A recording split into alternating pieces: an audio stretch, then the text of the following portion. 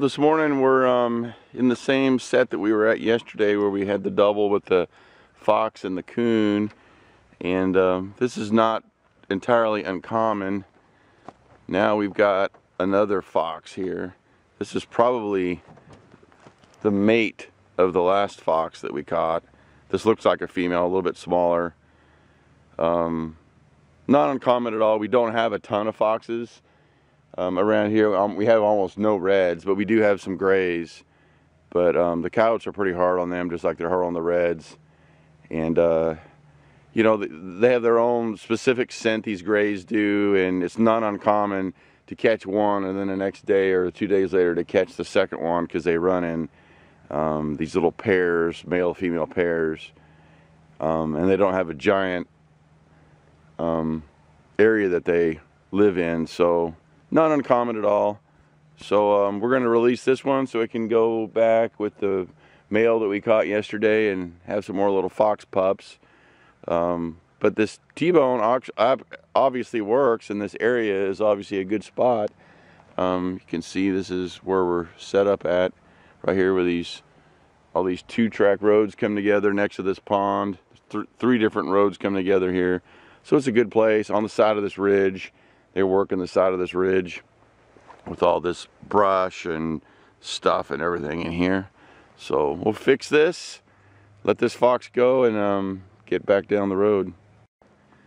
Okay, here's the remake of this T-bone. We just caught the fox in. Get up here a little bit closer. You can see I just left it right in the catch circle. This whole place smells like a gray fox. They have kind of a really distinct odor to them. So I just left it. There's raccoon scat right here from the day before. We caught a coon here.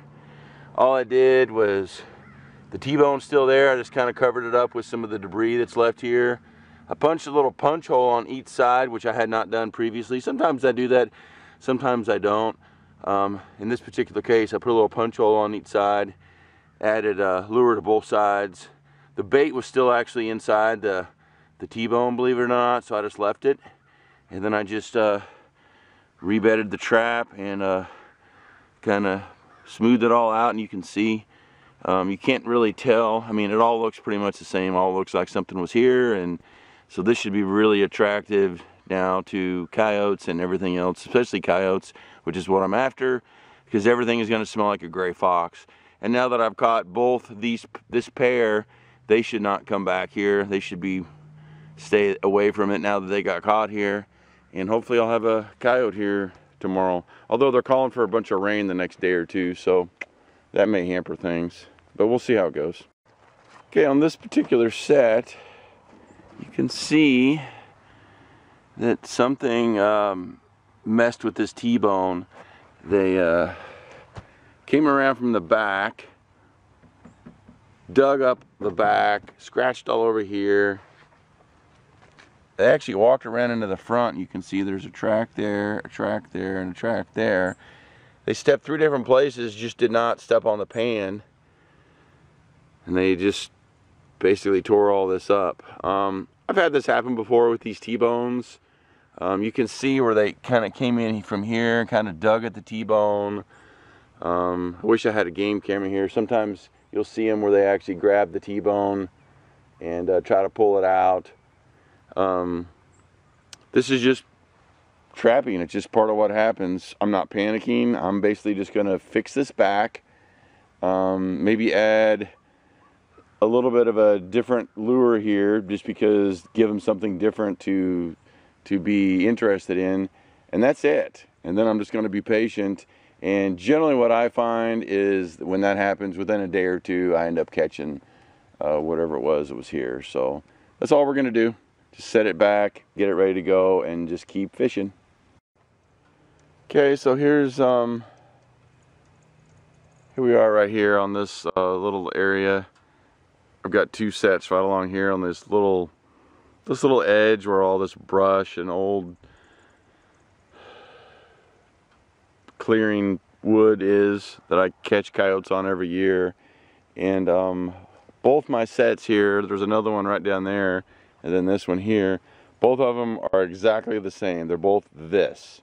One is like an RJ set down there, and then this one is just a regular kind of dirt hole, but they're both exactly the same. This is how they look.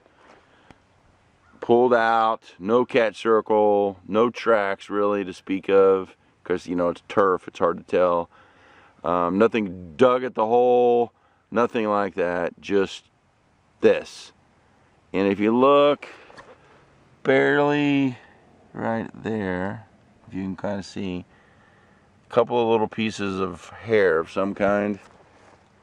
And we're gonna say this is deer. I mean, that's just, I guarantee that's what it is.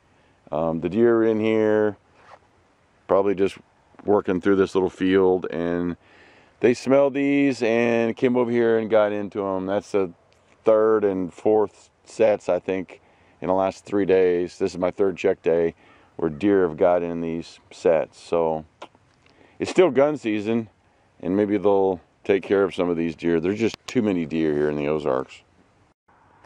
Okay, here's one of our, I think this is our last set.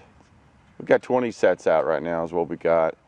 I've had to work a lot the last day or so, so I haven't been able to get any more out. I'd like to have about another 10, but now it's going to rain, I think, for the next 2 days, so I'll probably wait and then put some more out. But so far it's been extremely slow. This is the slowest trapping season I've started with. Now it's only been 3 days, 3 checks, but it's slow. I mean, really slow. This particular set, not 100% sure what happened here. Something started digging at it.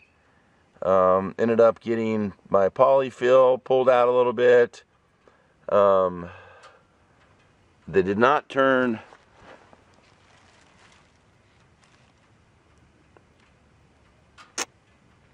Well, maybe they did. I was gonna say, they did not get to the bait. They did pull out one of the lure sticks.